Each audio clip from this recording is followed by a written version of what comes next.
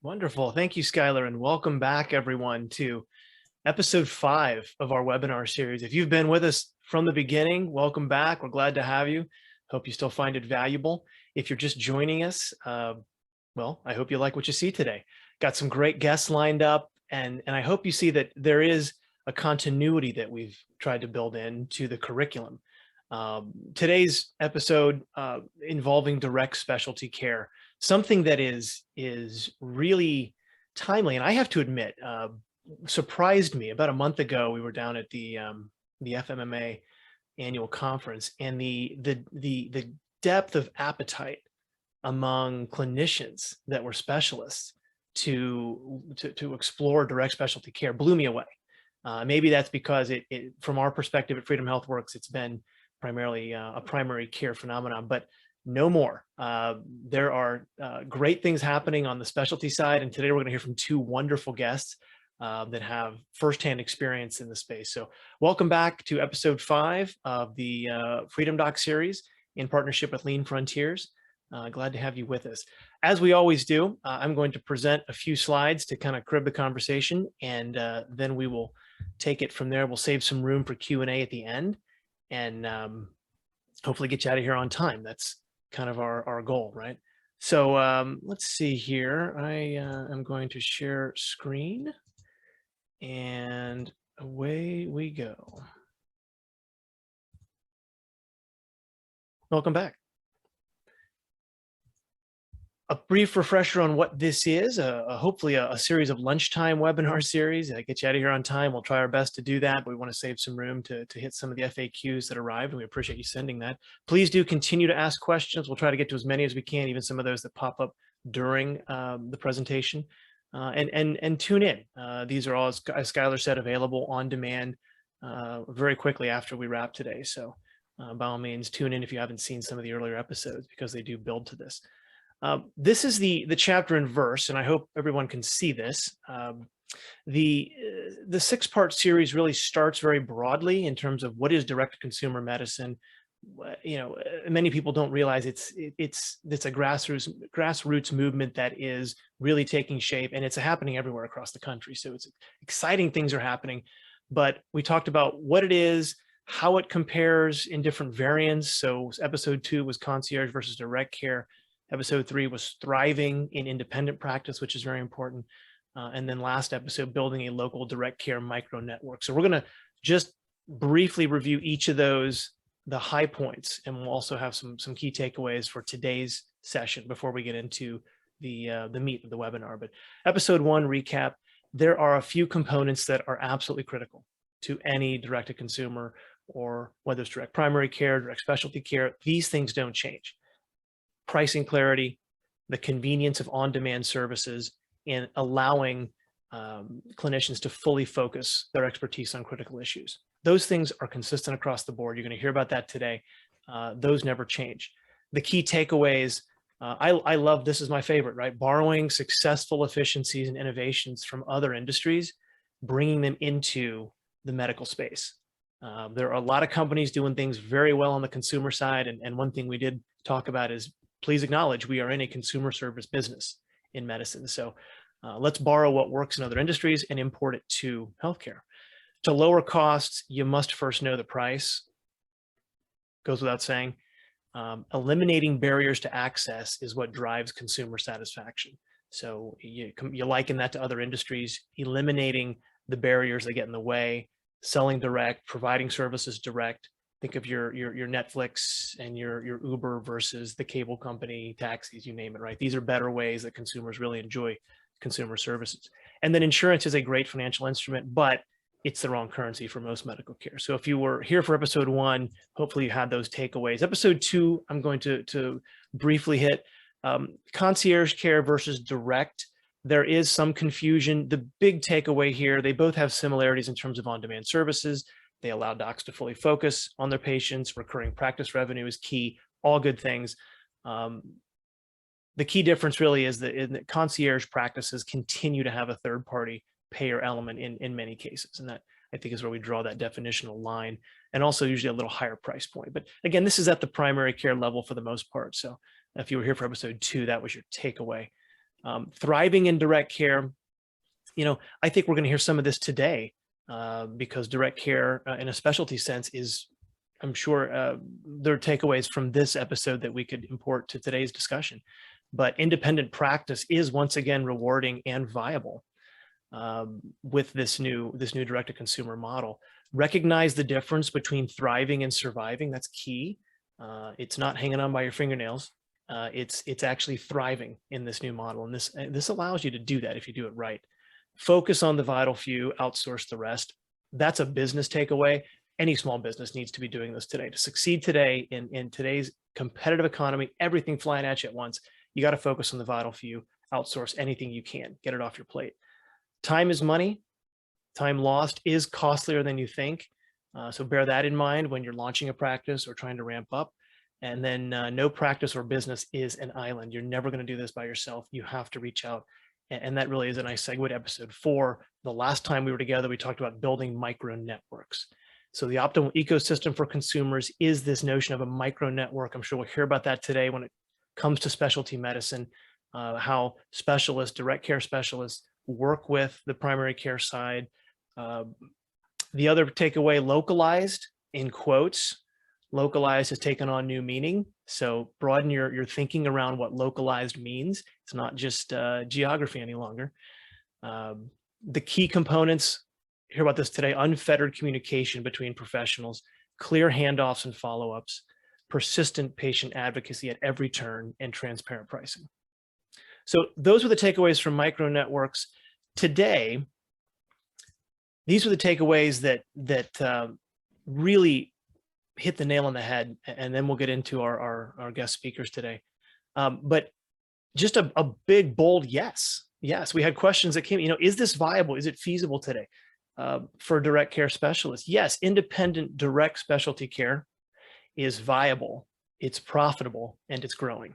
So that's the good news. And we're going to hear from 2 physicians today who are in the thick of it, representing each of those. To set themselves apart, any consumer business, which is what we're in medical care, must deliver clear value, attractive pricing, and superior customer service. Bingo, end of story.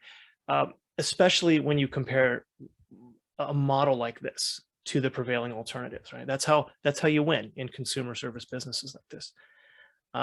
DSC pricing, direct specialty care pricing, must reflect the patient encounter. We had some questions about that before the webinar today. So we're going to talk about how to set pricing, how to adjust it so that it makes sense for consumers. A robust customer acquisition pipeline is critical. A lot of questions around this. How do you attract patients? How do you fill your schedule? We're going to hear from a couple of doctors how they do it, how they have refined that model. I will say there is no silver bullet for this. And this is a question we get quite often in these webinar series. How do I fill my practice? How do I market my practice? There is no, you're not going to get that from a webinar. I'm sorry. You're not going to get that from a checklist you download off the internet. And you're probably not going to get that from somebody who is not in this space, whether it's a marketing firm or someone else that purports to be able to do this kind of thing. So just beware. There are many ways to build that customer acquisition pipeline. It's critical that you build it. I'm going to talk about some ways today to do that, but there is no magic formula there. Independent practices have the innate advantage of running lean and mean, and we're going to hear different strategies that you can keep operations very low cost, very efficient. That in turn will help the economic viability and probably keep you sane as a physician owner of your practice too. So I want to introduce today's featured speakers, and I will let each of them tell you more, but there are some brief synopses online. So first, Dr. Grace Torres-Hodges, welcome to the show today. And if you would, please introduce yourself just briefly, and then we'll move on to the discussion. Hi, everyone. I'm Grace Torres-Hodges. Everybody calls me Dr. Grace. I have been a direct specialty care physician for 5 years. My move to transition to this was after 15 years of insurance-based practice. There is, like Adam said, there is no silver bullet. You have to work if you want this to work. But this is definitely, from a physician's perspective, a very viable model that returns happiness back to practicing medicine. And from a patient's perspective, one of the things that we learn is always to first do no harm. For me, doing direct care is first do no harm to my patients for sure, because I'm looking at them clinically and also financially, but also first do no harm to myself. It's hard to continue in a third-party world these days, and to alleviate a lot of the stressors out there, this was a godsend. Wonderful. Thank you. Look forward to hearing more about your symphonic career as well when we have more time someday. Dr. Girnita, welcome to the show. Thank you for joining us today. And would you please introduce yourself as I've moved the slide along. Yes, thank you, Adam, for the invitation. And I want to say that I'm very honored to be here with a pioneer of the direct specialty care movement, Dr. Grace. My name is Diana Garza. I'm a rheumatologist, and I have started my adventure in direct care about a year and a half ago when I decided to start a telemedicine company with the purpose to broaden the access to rheumatology. And thinking about how I want to design my practice, I thought about what I need and what I like to do. So I enjoy spending time with patients. I enjoy educating patients, but I also enjoy quality time with my family. So trying to think about how to do those things, I discovered, or I rediscovered, the direct primary care model, and I tried, without knowing that there are other specialists in the country, I tried to create a model for a specialist like me. Rheumatology is a specialty where you see patients chronically. Some of them, they do become your patients for life. However, there are few rheumatologists in the country, and most of us, we are located on the East Coast or on the West Coast. And for majority of patients, it's a struggle to come to see us. And we also are considered to be a very expensive specialty from the point of view of our labs, our imaging, our medication. So I'm here today to tell you that many of these prices can be made extremely affordable if you find the right connections and if you dig hard into the system. Wonderful. Well, welcome to you both, and thanks for joining us today. Looking forward to jumping right in. And we had a little chat before we went live today, just for the audience, for your benefit. And we're going to run through a couple of the really commonly asked issues, or commonly, I guess, the issues that arise quite a bit. But I said, hey, you're the experts on this. If we want to deviate and go off script a bit, that's fine. But a couple of, just to hit it head on, because I think there's been a lot of fear in the community. Is this even feasible, right? And I know, again, you mentioned, Dr. Nina, even the primary care side might have led the way a little in terms of just timing when that started, some of the pioneers of this movement 20 years ago now. But absolutely, still some confusion out there. Is it feasible? And I think the answer is a resounding yes from your own experiences. But I asked the question too, how does this differ from primary care? And I thought it was instructive to kind of get into that. I had a couple of bullet points that, yeah, your encounters may be a bit more episodic. You're not going to maybe perhaps have that relationship that spans years and years and years and years in some cases. There also may be a higher price point, and you may have a stronger or a more critical role for referrals in terms of feeding the practice. But, could you weigh in on that just in turn of, how this is different primary care, and then also the challenges that are potentially unique to direct specialty care today?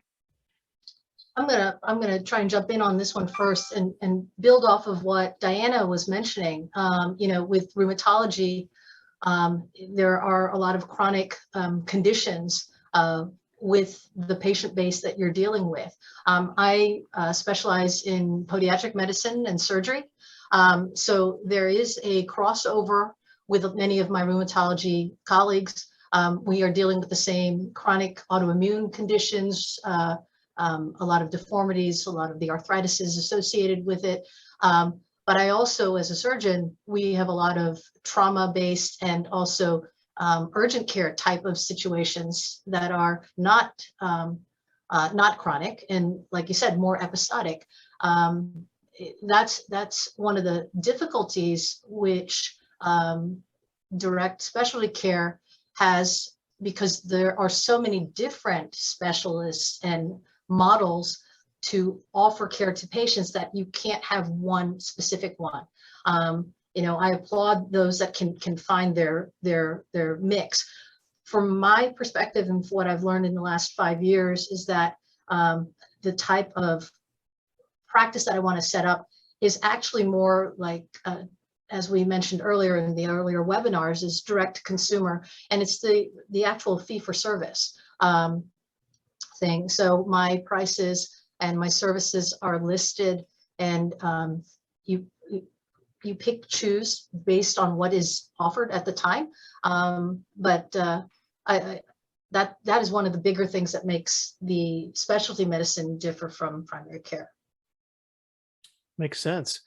How about Dr. Girnita? Any challenges that are unique, you feel, to this practice model?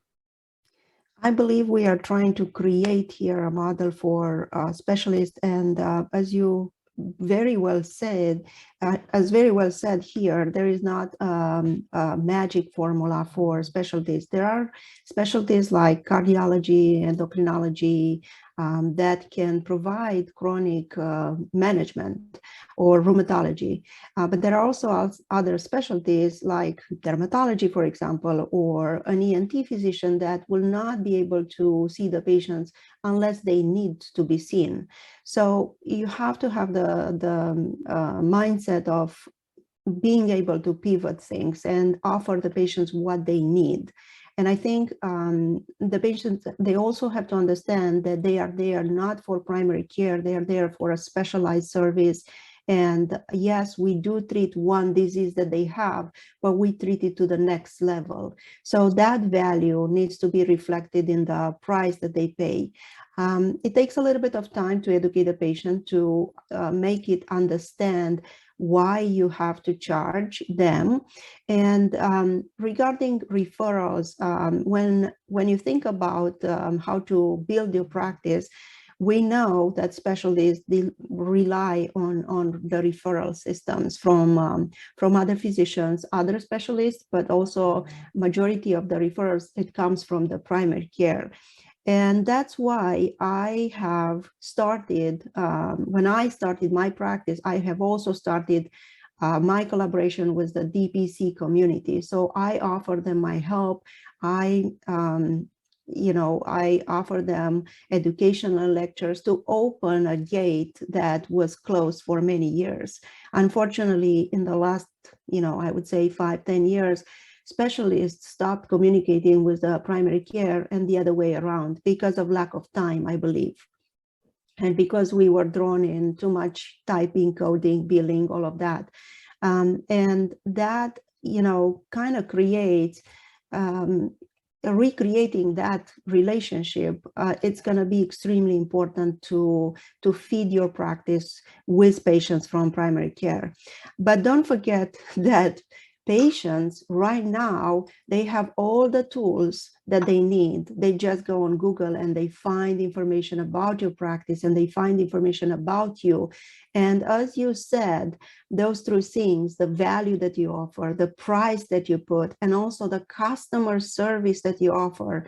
Yes, we call our patient customers, but they have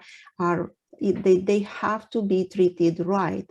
In this way, patients will recognize your value, your practice, and they will talk about you.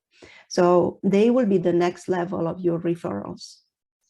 I'm gonna, if I can jump back in and again flow off of what Diana mentioned with referrals. What's interesting in the current system of third-party payers and insurance-based, I'll use my own specialty as an example. There is discrepancy already as it is from the patient's perspective. If a patient has an HMO, basically in order to come in and see a surgical specialist, they have to go through their primary care and get referred out. Ironically, in some of the other private PPO plans, it's not always the same. It depends upon the actual plan. And in podiatry, for podiatric surgeons and podiatric medicine, the components of both what we're dealing with is that some insurances you have to go through your primary. Some insurances, you can go direct. So that's very confusing from a patient's perspective. I have a lot in the older years when I was still in insurance-based. I'd have a lot of patients not come in and see me, not realizing that they don't have to come in through a gatekeeper, so to speak. So again, as Diana said, we actually have, from the patient's perspective, all the tools to get a hold of us now, and going direct, getting rid of that third-party bureaucracy in between. That's key. So it's definitely doable, and we're trying to find the way. It's happening. Yeah, I agree. It's the consumerism within medical care today is reaching new heights, and I mean, I think a lot of people don't realize that sometimes, that yes, is the prevailing notion still to think as a consumer of purchasing healthcare through the insurance coverage that you have? Quite, yeah, I think that might be still the prevailing notion, but the consumerism aspect, people that realize, I've got a sky-high deductible, insurance is going to be no help here. Or, I love people that talk about, well, you need to go over here because that will help you hit your deductible, and then insurance kicks in. Wait a minute, I'm going to go spend more money just to reach a level where somebody else then pays my bill? I mean, that's not like a carnival game. That's ridiculous, right? So the point is, the consumerism's on the rise. I think also the one thing I wanted to relate is a story that I was told just briefly by an orthopedic surgeon who, when you talk about challenges faced by specialists today, and I do want to pay homage to the notion that specialty medicine is vast and broad. And so we're not trying to paint with too broad of a brush, but it does have, I think, quite a bit more variance than you might find in the primary care world. So it can be a lot of different things, right? So trying to channel all that through this notion of direct specialty care, we've got to keep the definition fairly broad. But this orthopedic surgeon was talking about the reason he left hospital-driven insurance-based medicine. And he talked about the pressure placed on him. And I will not reveal the name to protect the innocent, but he talked about being, told that every 6 patients that walk through that door, whether they're referred, whether they walk in on their own accord, you need to send 4 of the 6 to the operating table. I mean, that is, you talk about why are healthcare costs out of control? Exhibit A, Your Honor. I mean, they're, absolutely that. He said, look, all 6 could possibly may not need any sort of intervention to that degree. Maybe physical therapy helps. Maybe we can go a different direction. Maybe cooperating or coordinating more with the primary care doc, you can fix the issue. But I think specialists in the system still face those types of pressures because, let's face it, a lot of specialty medicine, it is a higher price point, and that it's a revenue driver for the medical, the system today, if you will. But I think that's amazing when you say that pressure is completely removed. Now we have absolutely 100% aligned incentives with our patients. Look what you can do. And so that's just a cautionary tale for those of us in the audience today who might not be clinicians, who are looking at this as, where does it fit in the notion of improving healthcare, lowering cost? We're going to talk about that later on, but that's again right there. It's in the thick of it. Go ahead, Dr. Grace, please. Well, I'm gonna throw in a story just happened just a few minutes ago. Because I'm seeing patients this morning. I had a patient that called us up and said that they had dropped something on their foot. And so, a fracture, possibly a fracture on it. And, their choice, this is the patient's choice now. They had the choice to go over to urgent care or to the emergency room and get their foot checked. Think about what the cost of time for the patient, going over, being assessed by the ER doctor or urgent care physician, getting an x-ray through their system, and then doing the treatment. That time, and also the efforts put out by and all the charges put out, that will rack up a bill for that patient. Patient called me up this morning, actually texted us this morning, said, hey, I dropped something on my foot, called my office, and I said, let's get them in. And so we got them in this morning. My price for it is just one, because it's the visit included, also the exam, the x-rays, and the treatment. Fortunately, it wasn't something that I have to bring to the operating room, but time-wise, that took them 30 minutes, Sure. compared. So a lot to be said about what you were saying using the other orthopedic example too. For those of you looking at this from a lean frontier standpoint and more efficiently engineering healthcare, this is a major cost driver, and this is how it gets better. This is the solution. The next slide I have, and then we'll get into some FAQs. I think really goes to the heart of how can specialists be successful in direct care, and we've talked about these 3 points already today, but love to hear you expound on the notion of setting attractive pricing and how that really must reflect, as you just started to allude to, Dr. Grace, the experience that the consumer or the customer, the patient is really going to walk away with.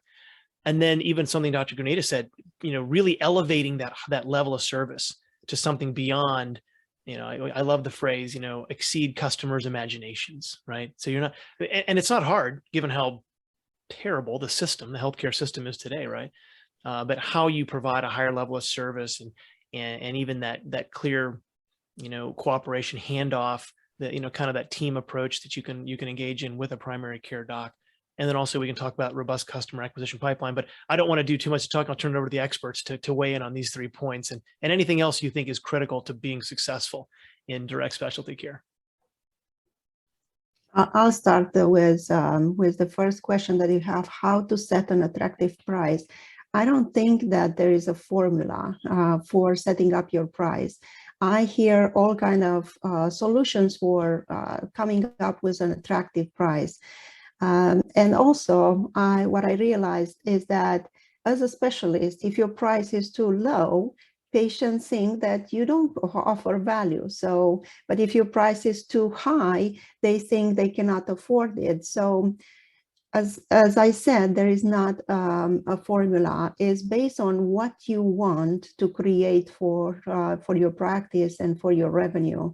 And you can take the CMS price as a reference, and you can add to that, or you can actually calculate, your overhead for the whole year. And again, this is not invented by me. This is something that I heard others. This is some sort of a math. So you take the overhead for the whole year, and then you divide it by the amount of time that you want to spend with the patients. And in this way, you will know how much you spend for your practice to see a patient. And then think about how much you want to make in a year, and then divide that again over the time that you want to spend with patients. And you can add those 2 numbers and you can come up with a price. But there are also other formulas, and your price will not be set up in stone. So be ready to adjust it, be ready to pivot, be ready to offer different levels of service too. And adjust it to the patient needs, because some patients might need to see you once or twice or just a few times, but some patients will remain in your practice chronically. And you should concentrate on those because they need your help, and they will be the ones that will value your practice the most. Now, it's also very important to create that customer experience, because as I said, they will be the ones that will talk about you. That's the way that it's going to be done in the future. And with the resources that they have and all these websites that they post reviews about you, people will hear about you. So it's very important how you deliver care. And I think that's also key to remind from a physician's perspective. You're not going to change the way you practice medicine. We went into medicine to treat patients, the whole patient, and have time to talk to them and have time to understand what's going on so that we can help them live better lives and help cure and treat their illnesses. And that is that value. We are not competing on price. And that sometimes, one of the things is that in our current healthcare arena, everybody thinks that everything should just be covered. Copays and the copay was probably the worst thing in the world that happened, because it ended up making it almost seem like a debit or prepaid card. That's not how the world works. And as Dr. Diana had mentioned, we're small businesses. Private practices understand that we are small businesses, and you treat it like any other consumer small business, looking at your P&Ls, look at your cash flow, setting up budgets, and everything like that. One of the thing is that we're competing on value, not on price. But one of the biggest questions that a lot of patients, a lot of doctors actually ask and say, how do you figure out your prices? It used to be a little bit difficult because the contracting with reimbursements from insurance is still all hidden. But now we have so many online services that have costs out there that you can do comparisons, you can do market research.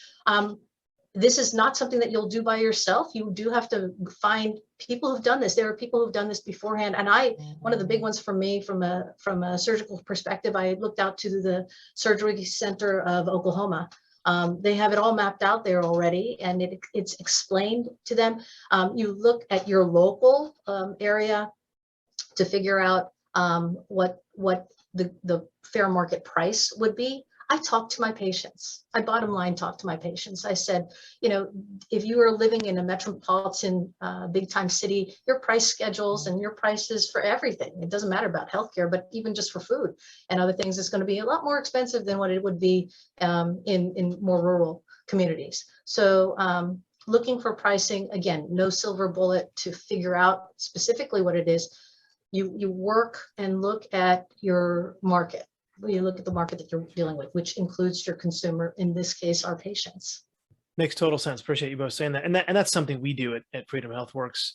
First step, right? We like to, any doc we work with, any practice we work with, primary care specialty, you name it, you map it out ahead of time. And that's good practice for any business before you launch, right? Make sure this is viable, make sure that the market will support it, make sure that you're happy with the numbers you see, and you're going to wind up in a place that you have targeted in terms of both your workload and your income from that practice. But absolutely, I want to say, I feel, and this is observational only, but I feel a lot of times doctors will discount the premium that consumers are willing to pay for elevated service and convenience and certainty of price.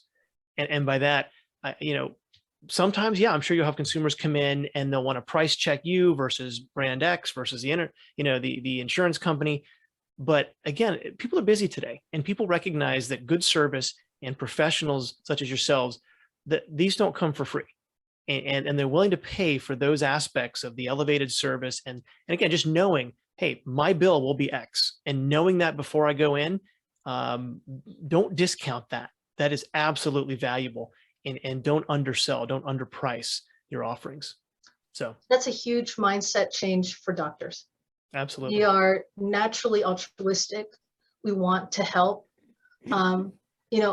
We volunteer our services, and you give yourself to things.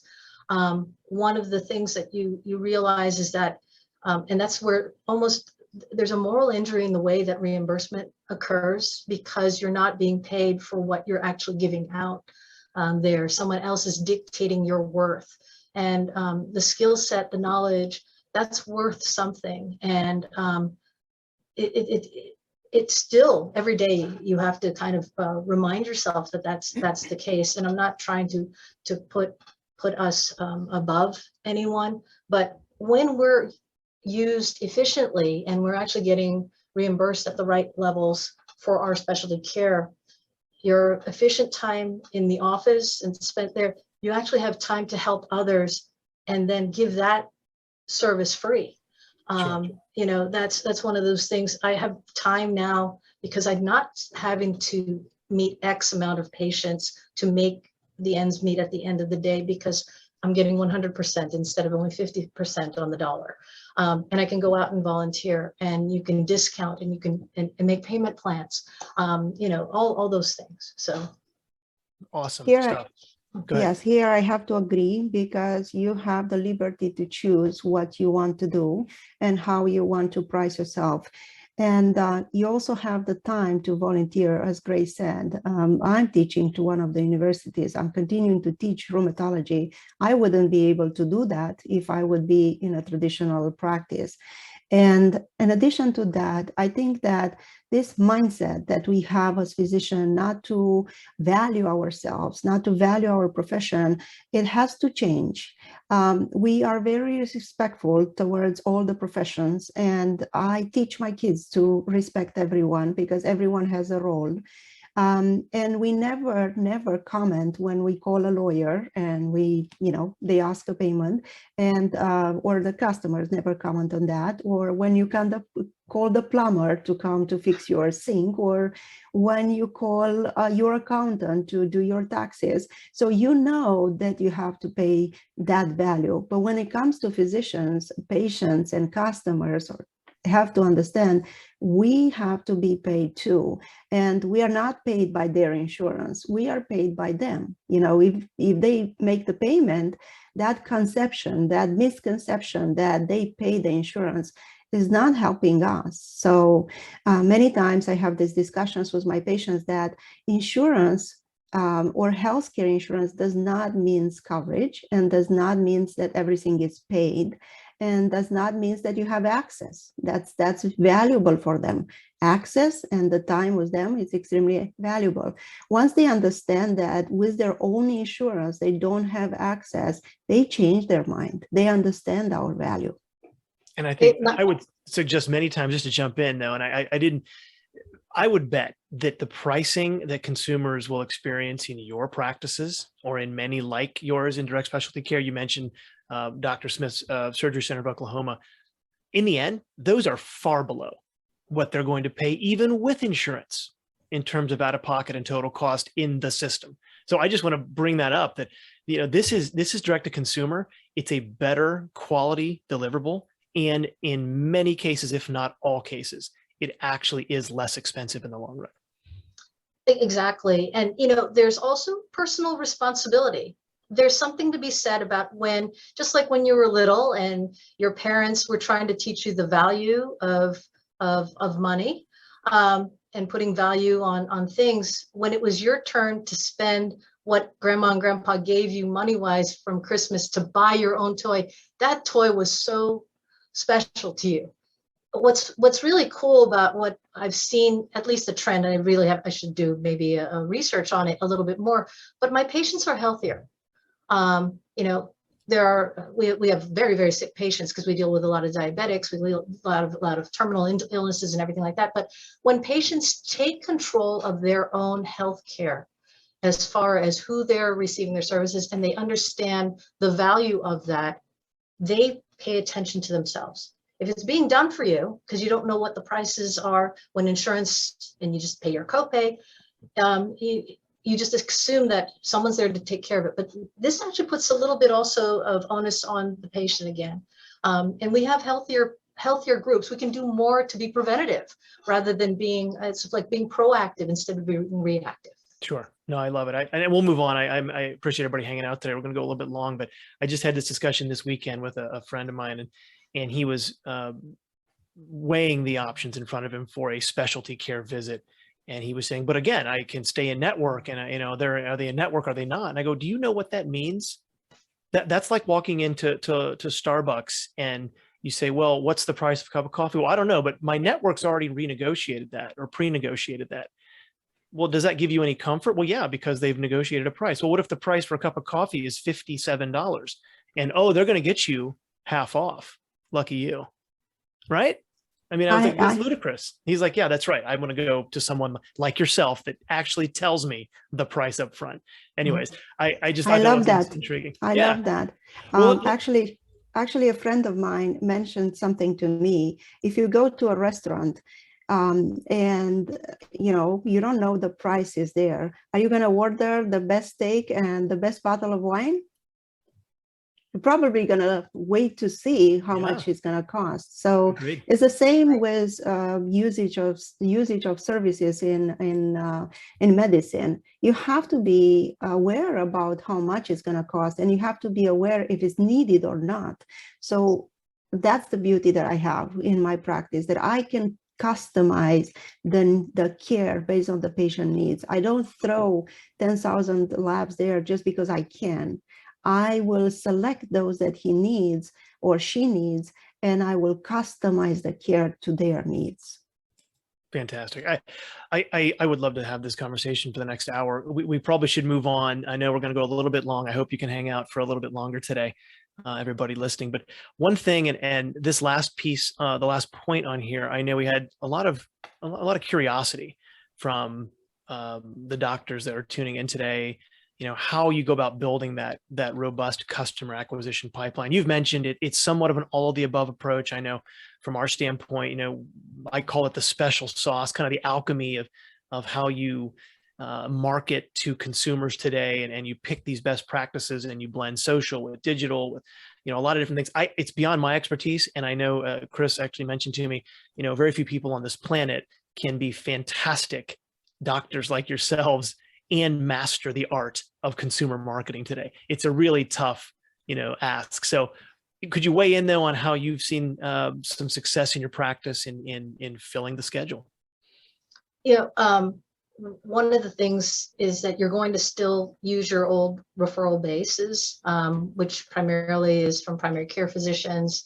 But the most valued one is always going to be patient referrals. Let your work show for itself.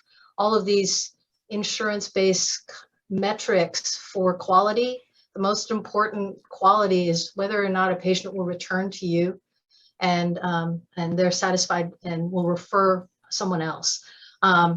As you know, as far as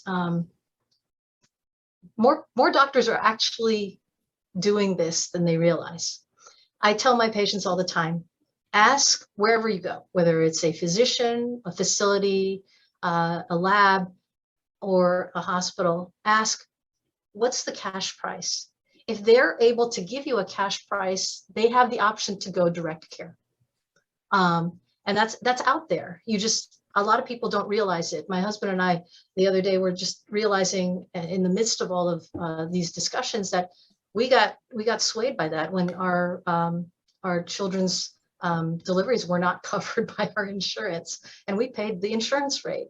Little did we know back then, we didn't know how to ask for the cash price. And so I tell my patients now, ask for the cash price. But it is, you'll still use all your regular marketing. You don't sit on your laurels. You always make sure that you're out there and showing people what you do, and let your work speak for itself. I have to agree. I think you have to build your own referral system from primary care physicians to other specialists. Pick up the phone and call them and talk to them about their patients. They will really appreciate that. And answer quick questions. When a primary care physician calls me to ask a few questions for a patient, if it needs to be referred or not, I'm very happy to give that answer. And then I think that the regular marketing channels are still there, still valuable. Google My Business is something that every independent physician should have, and also encourage your patients to write reviews about you. I was extremely shy in the beginning, but I think that, you know, usually patients that are very happy, they don't think about writing a review about you. So encourage them to write about you, because this is important for people to realize if they were happy or not. And then, you know, I'm not a master in social media, but I think social media does at least it will create a presence for you, and people will have you in the back of their mind. Even if they don't meet you, maybe they will say, oh, I heard about that doctor that is doing this, so you could try it. But you have to combine those things to be successful. Agreed. And that's appreciate you saying that. I had a couple of bullet points. You mentioned these plug into these emerging direct care communities. I know, you know, that's what we try to do at Freedom HealthWorks is, you know, hey, put the notion up there, put a map up there, show, and there's others like this too, right? But you mentioned there are more doctors than you think that are doing this. And so put your hand up, you know, join something like this, at least make your presence known, and you'll be surprised, I think, how many other doctors on the primary care side and the specialty side you start to build that micro network, and suddenly the patient flow really amplifies, right? Because there are a tremendous number of patients and consumers looking for this today too. We keep saying that. Don't think that they're not. They're out there. They're looking for it. Yeah, you mentioned, how do you weave that, direct to consumer marketing? Again, it's beyond my understanding. It's what we have folks on staff that do that and figure that out. And so, but you want to make sure you're deploying your dollars intelligently. We've seen some horror stories too, where practices get somebody who says, "Oh, I can market for you." They don't know the first thing about the direct care world, and they waste a lot of money chasing nothing. So make sure you're working with somebody who knows what they're doing and can weave those pieces together, and then you're prepared, to receive. This is more business than clinical, but prepared to receive those leads and convert them. I want to move on here. We've talked about some of the success stories. You obviously both have you factor into this. Surgery centers I had up here because that's maybe the best known example. You mentioned Dr. Keith Smith's operation, and I love to tell that story. But are any other pointers you would add in terms of critical to your success? And I know we're running a bit long here, so we may not get to the FAQs today, but perhaps we can answer those offline or something. Yeah, the example that I gave earlier, the urgent care type situation, that's a big thing. Convenience factors, you're available for your patients. I will tell you, COVID probably was one of the big things that that actually helped us. I hate to say it that way. If there's any blessing from COVID, is that, when everything shut down in March and April, the hospitals were getting rid of elective procedures and everything like that. My office-based surgeries were still able to go on. I could still do wound debridements. I could still do biopsies, biopsies that were some that actually ended up being melanomas. So getting that early treatment, that was key. I was still able to see patients without exposing them to a hospital setting. Telemedicine with what Dr. Diana does, that's not new to DPC and DSC type of practices. We were already doing that. I did that a lot with my wound care patients so that they don't have to travel. And there's that continuity of care, which is what we're trying to do with our patients. And then you have to think out of the box a lot of times. When my patients couldn't come to me, no one's telling me that I can't go to them. So I've been doing house calls. So, that's available for them, and so there are a lot of ways. You have to just really think out of the box in order to find your successes with this. I think behind any success story, it's a lot of work. I will start there. Be prepared to work hard in the beginning and be prepared to learn things that you never thought you were going to learn. Myself, I learned about marketing, about how to plan a business, how to look at numbers, and what to do to make it work. And I will tell you also a story, because I know people love stories.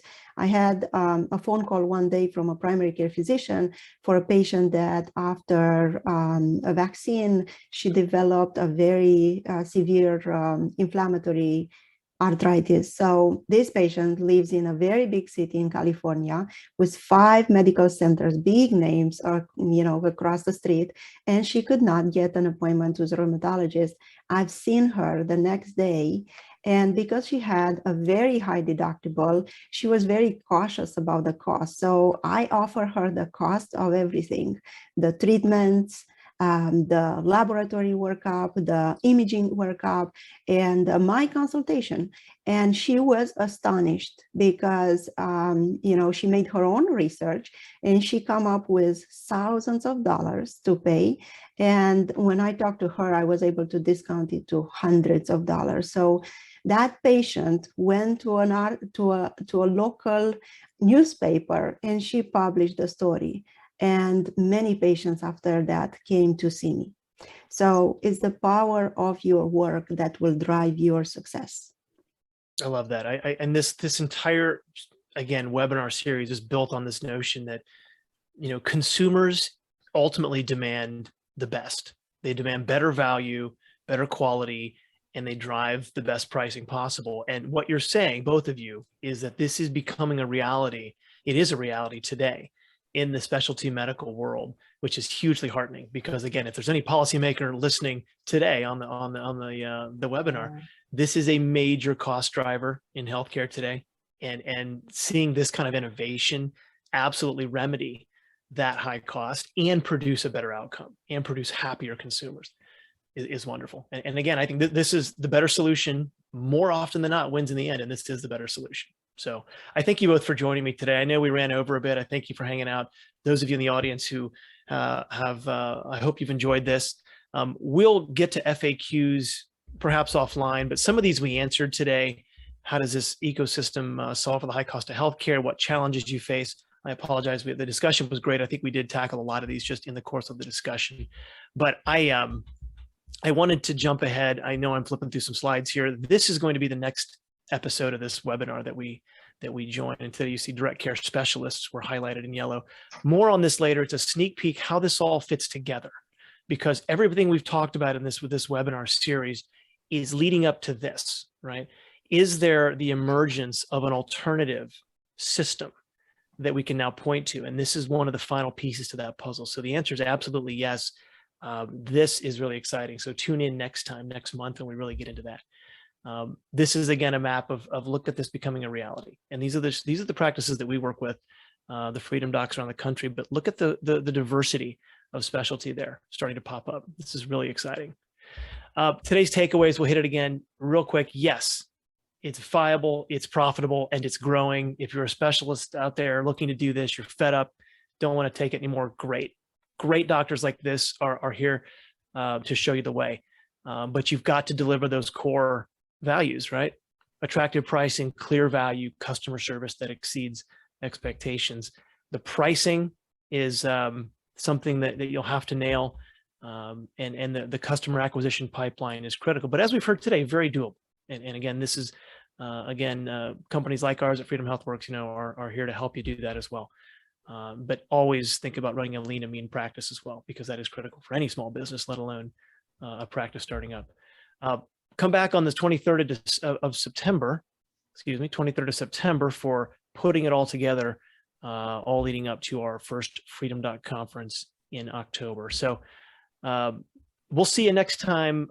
Doctors, thanks again for joining. Sorry for the kind of rushed wrap up here, but I really appreciate you coming today, and I hope that you enjoyed your time with us.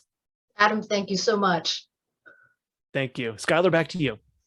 Awesome. Thank you guys so much for attending today. And just a reminder, you will get a link to view the recording within 24 to 48 hours. Thank you to our presenters for providing everything, all that wonderful content for us today. Have a great rest of your week, and we will see you later.